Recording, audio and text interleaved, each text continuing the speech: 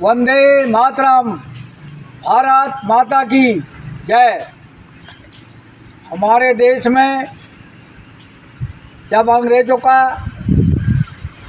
क्रूर शासन था, उसी समय एक देश में सजग क्रांति थी। भगत सिंह के अनुयायी ऊधम सिंह एक बहुत ओजस्वी और प्राणवीर योद्धा थे। जलियांवाले बाग में जब हमारे देश के लोग अपना धार्मिक पर्व मना रहे थे, उस समय अंग्रेज़ों ने अत्याचार किया और डायर ने अपने सैनिक ले जा कर के हमारे देशवासियों पर, हमारी माता बहन बेटियों पर और छोटे छोटे बच्चों पर गोली चलवाई और अनेकों लोग हताहत। ऊधम सिंह उनको जल पिला रहे थे। ऊधम सिंह ने यह दृश्य देखा। ऊधम सिंह को बहुत पीड़ा हुई और ऊधम सिंह ने यह व्रत ले लिया कि मेरी मातृभूमि पराधीन है और अत्याचारी लोग हमारे देश के लोगों पर किस तरह से अत्याचार कर रहे, वो सहन नहीं कर पाए और उन्होंने ये प्रण किया कि इस डायर को मैं अपने हाथों से जब तक समाप्त नहीं करूँगा, इसकी हत्या नहीं करूँगा, तब तक मैं दम नहीं दूँगा। ऊधम सिंह के सामने बहुत संकट था।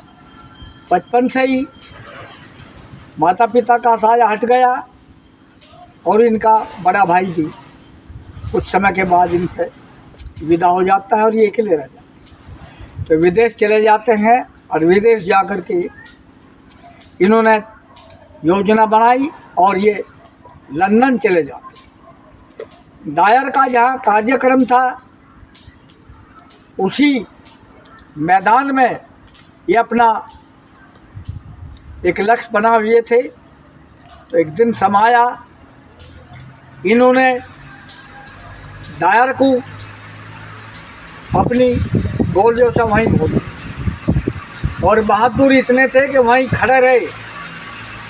उन्होंने भागने का या क्षमा याचना का कोई भी उपक्रम नहीं किया और उनके साथ जो भी हुआ है वो तो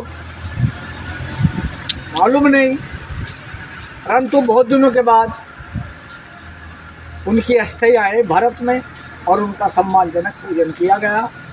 तो इतना महान वीर अपनी जन्मभूमि का बदला लेने के लिए विदेश में जा कर के ऐसे अत्याचारी डायर को मारता है, तो अंग्रेज कांप जाते हैं। जिस वीर ने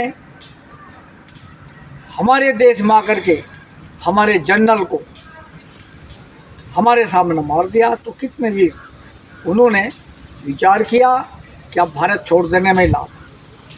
तो यहाँ ऐसे वीरों का अभिनंदन भारत माता सदा करती रही है और उनके ऊपर एक गौरव है देश को।